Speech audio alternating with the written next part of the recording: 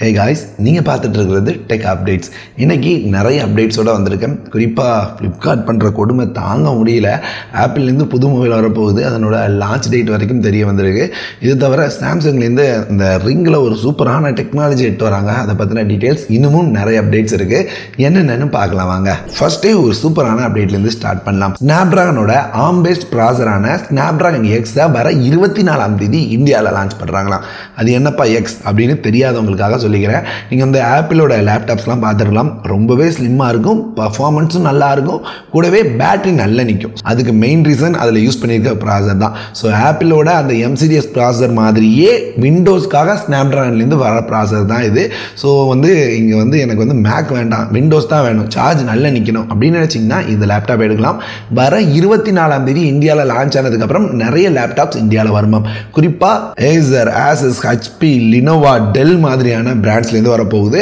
இதை விட ஹைலைட் என்னென்னா இதில் வந்து ஏஐக்காக தனி ப்ராசஸிங் யூனிட் இருக்கும். ஸோ அதனால் ஏஐ நல்லா இருக்கும் அப்படின்னு சொல்கிறாங்க. இதுக்கும் மேலே இந்தியாவில் இருக்கிற ஹை எண்ட் ப்ராசரை விட ஒரு 10% அதிகமாக பெர்ஃபார்ம் பண்ணும் அப்படின்னு சொல்கிறாங்க. ஸோ எந்த அளவு உண்மையாக இருக்க போகுது அப்படின்னு தெரியல, வந்ததுக்கப்புறம் தான் தெரியும். ஆனால் நான் எக்ஸ்பெக்ட் பண்ணுறது விண்டோஸ் பிசி, விண்டோஸில் யூஸ் பண்ணுற எல்லா ஆப்ஸோட சார்ஜ் நல்லா நிற்கிற மாதிரி காம்பேக்டாகவும் இருக்கும் அப்படின்றதுக்காக. விலை ஆரம்பத்தில் அதிகமாக தான் இருக்கும், போக போக கம்மியாக வாய்ப்பு இருக்குது. அடுத்து ஐக்யூவோட நியோ 10R நம்மளோட அப்கமிங் மொபைல் வீடியோவில் ஷேர் பண்ணியிருந்தேன். நீங்கள் பார்க்கலாம், இதான் வீடியோ, லிங்க் ஐ பட்டனில் இருக்கும், செக் பண்ணி பாருங்கள். ஸோ இந்த மொபைலோட அஃபிஷியல் லான்ச் டேட் இந்தியாவில் வந்திருக்கு. வர மார்ச் 11ஆம் தேதி லான்ச் பண்ண போகிறாங்களாம். இது ஸ்னாப்ட்ராகனோட 8S Gen 3 அப்படின்ற ப்ராசரோட வரும் அப்படின்றது கன்ஃபார்ம் ஆயிருக்கு. இது தவிர இதனோட டிசைன் இந்த மாதிரி தான் இருக்க போகுது. 6.78 inches AMOLED 1.5K 144Hz refresh rate உள்ள டிஸ்பிளேயோட 50 MPக்கான main camera, secondary 8 MP ultra wide and 6400 mAh battery, 80 வாட்கான ஃபாஸ்ட் சார்ஜிங் சப்போர்ட்டோட வரும் அப்படின்னு எதிர்பார்க்க முடியுது. ஸோ இப்போ வந்து இந்த கார்பன் பேட்டரிஸ் யூஸ் பண்ணுறது காரணமாக எல்லா கம்பெனிஸும் பேட்டரி எம்ஏஹெச் அதிகப்படுத்திட்டு இருக்காங்க. இது தவிர இதனோட பிரைசிங்குமே வந்திருக்கு. ஸோ ஒரு 30,000 ரூபாய் கீழே இருக்கும் அப்படின்ற மாதிரி எதிர்பார்க்கப்படுது. அதே மாதிரி ஐக்யூவோட இன்னொரு மொபைல் இந்தியாவில் வரப்போகிறது கன்ஃபார்ம் ஆயிருக்கு. எப்பன்னு தெரியல. ஐக்யூவோட ஐக்யூ Z10X அப்படின்ற மொபைல் இப்போ BA சர்டிஃபிகேஷன் வாங்கியிருக்கு. இந்த மொபைல் எப்படி இருக்கும், ஹை எண்ட் மொபைலாக இருக்குமா, லோ எண்ட் மொபைலாக இருக்குமா, மிட் ரேஞ்ச் மொபைலாக இருக்குமா அப்படின்ற எந்த டீட்டெயிலும் தெரில. பேரை பார்க்கும்போது ஒரு 15,000 ரூபாய் அல்லது அதுக்கு கீழே வரக்கூடிய மொபைலாக இருக்க வாய்ப்பு இருக்குது. இந்தியாவில் லான்ச் ஆகும். அதிகபட்சமாக மார்ச்சில் நம்ம வந்து இதை எக்ஸ்பெக்ட் பண்ணலாம். அடுத்தடுத்து ஏதாவது டீட்டெயில் தெரிகிற பட்சத்தில் ஷேர் பண்ணுறேன். அடுத்து ரியல்மியோட P3 Pro. Realme P series நல்லாவே பண்ணிட்டு இருக்காங்க. ஸோ ரியல்மி P3 Proவை பிப்ரவரி 18ஆம் தேதி லான்ச் பண்ணுறோம் அப்படின்னு கன்ஃபார்ம் பண்ணியிருந்தாங்க. ஸோ இப்போ இதனோட கீக் பெஞ்ச் கோர்ஸ் வந்திருக்கு. ஸோ இதனால் இதில் வந்து ஸ்னாப்ட்ராகனோட 7S Gen 3 அப்படின்ற ப்ராசர் தான் இருக்கும் அப்படின்றது கன்ஃபார்ம் ஆயிருக்கு. இது தவிர ஒரு 6000 mAh பேட்டரி, 80 வாட்கான fast charging support, vapour cooling technology, இது எல்லாத்தையும் கொடுத்து ஒரு தரமான மொபைலாக, குறிப்பாக ரெட்மியோட நோட் சீரியஸ்க்கு டஃப் கொடுக்குற ஒரு மொபைலாக எட்டு வராங்க அப்படின்னு எதிர்பார்க்கப்படுது. வர 18ஆம் தேதி லான்ச் ஆகுது. அடுத்து விவோட V50 சீரியஸ் லான்ச்சும் இந்தியாவில் கன்ஃபார்ம் ஆயிருக்கு. வர 17ஆம் தேதி வருமா. ஸோ விவோட V40 அப்படின்னு பார்த்தீங்கன்னா கேமராக்கு ரொம்ப ரொம்ப நல்லா இருந்தது. ஆனால் அந்த ப்ரைஸ்க்கு பர்ஃபார்மன்ஸ் நல்லா இல்லையே அப்படின்னு பேசிட்டு இருந்தோம். இதில் வந்து ஒரு 6000 mAh பேட்டரியோட ஸ்னாப்ட்ராகன் 7 Gen 3 அப்படின்ற ப்ராசரோட கொண்டு வருவாங்க அப்படின்னு எதிர்பார்க்கப்படுது. ஸோ இங்கே 7 Gen 3 அப்படின்றனால மற்ற மொபைலில் இருக்க மாதிரி ஒரு 25-30,000 ரூபாய்க்குள்ளே வரும்னு எதிர்பார்க்காதீங்க. இது வந்து V சீரியஸ், ஒரு நல்ல கேமரா செட்டப்போட 40,000 ரூபாய்க்கு மேலே தான் எட்டு வருவாங்க.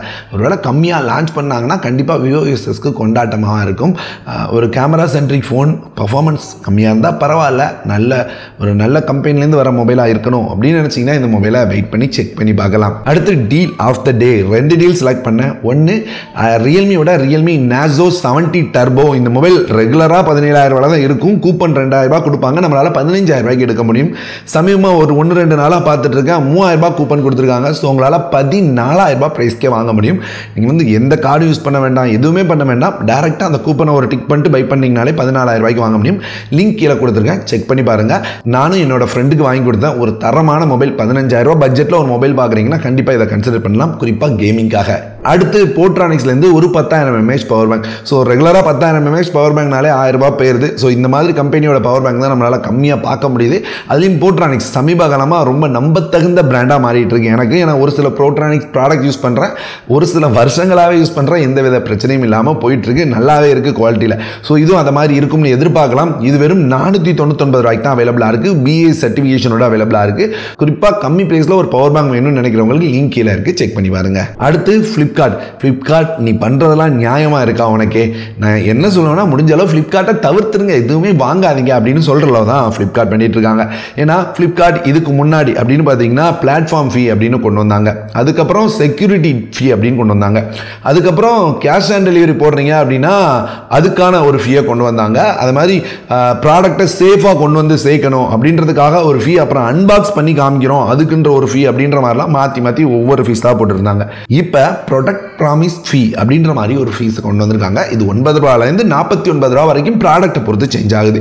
அதாவது அவங்க நமக்கு அனுப்புகிற ப்ராடக்டை ப்ரொடெக்ட் பண்ணி கண்டிப்பாக உங்களுக்கு வந்து சேர்ந்துடும் அப்படின்றதுக்காக இந்த ஃபீ வாங்குறாங்களாம். ஸோ எல்லா ஹப்பையும் மாறி வரும்போது பிரச்சனை இல்லாமல் இருக்கணுன்றதுக்காக. நான் என்ன கேட்குறேன்னா, ஃப்ளிப்கார்ட் அப்படின்ற ஒரு தளத்தை நம்ம நம்பி ஆர்டர் பண்ணுறதுக்கு காரணமே அவன் வந்து நம்ம ஆர்டர் பண்ணால் கண்டிப்பாக நம்மகிட்ட வந்து பிரச்சனை இல்லாமல் சேர்த்துருவாங்கப்பா, ஒரு வேளை பிரச்சனை இருந்தாலும் அவங்க பார்த்துக்குவாங்க அப்படின்றதுக்காக தான். ஃப்ளிப்கார்ட் பிரச்சனை வந்துச்சுன்னா எங்களுக்குலாம் தெரியாது, நீ பார்த்து தானே ஆர்டர் பண்ண, அப்புறம் ஏன் கேள்வி கேட்குற அப்படின்ற மாதிரி சொல்கிறாங்க. அவங்களே டிஸ்கிரிப்ஷனில் தப்பாக போட்டிருந்தாலும் இல்லை அதெல்லாம் செல்லாது, இதுதான் வந்தது தான் ப்ராடக்ட்டு, ரிட்டர்ன்லாம் எடுக்க முடியாதுன்னா அடிச்சிட்டு இருக்காங்க. ஸோ இப்படி இருக்கும்போது மேலே ஃபீயை போடுறாங்க, என்ன கதைன்னு தெரியல. ஆஃபர் ஏதாவது கொண்டு வந்தால் பிளாட்ஃபார்ம் ஃபீ வேறு. ஸோ என்னை பொறுத்த வரைக்கும் முடிஞ்ச அளவுக்கு ஃப்ளிப்கார்ட்டை தவிர்த்துக்கிறது பெட்டர். உங்களோட கருத்து எதுவாக இருந்தாலும் கமெண்ட்டில் சொல்லுங்கள். அடுத்து சாம்சங்லேருந்து அடுத்த F series phone India launch ஆக போகுது. F06 அப்படின்ற ஃபோன் வரப்போகுது அப்படின்றத கன்ஃபார்ம் பண்ணியிருக்காங்க. இது கூடவே இது 10,000 ரூபாய் கீழே ப்ரைஸிங்கில் இருக்கும் அப்படின்றதையும் கன்ஃபார்ம் பண்ணியிருக்காங்க. இது தவிர 50 MP கேமரா, 2 MP செகண்டரி கேமராவும் 5000 mAh பேட்டரி, 25 வாட்கான ஃபாஸ்ட் சார்ஜிங் சப்போர்ட்டாக 10,000 ரூபாய் மொபைலே தரோம் அப்படின்ற மாதிரியும் சொல்கிறாங்க. இந்த பிரச்சனை என்னென்னா 25 வாட் தந்து இதுக்கு சார்ஜராக தரமாட்டீங்க. அது 2000 ரூபா, 3000 ரூபா, 4000 ரூபா வரைக்குமே ஆன்லைனில் சேல் பண்ணுவீங்க. 10,000 மொபைல் எடுத்துகிட்டு அதுக்கு 4000 ரூபாய்க்கு 25 வாட் சார்ஜ் வாங்க முடியுமா?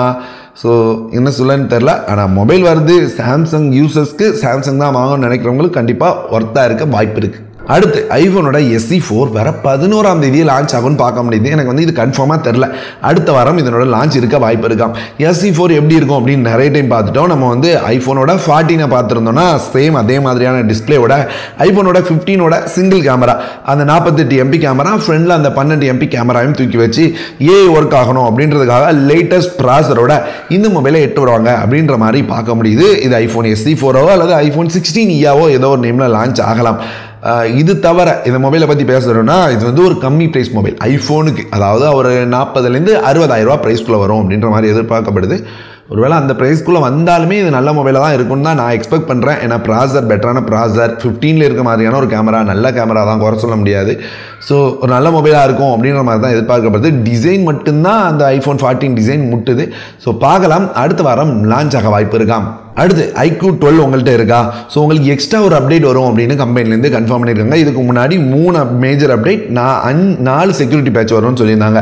ஸோ இப்போ 4 major update, 5 security patch update வரும்னு சொல்லியிருக்காங்க.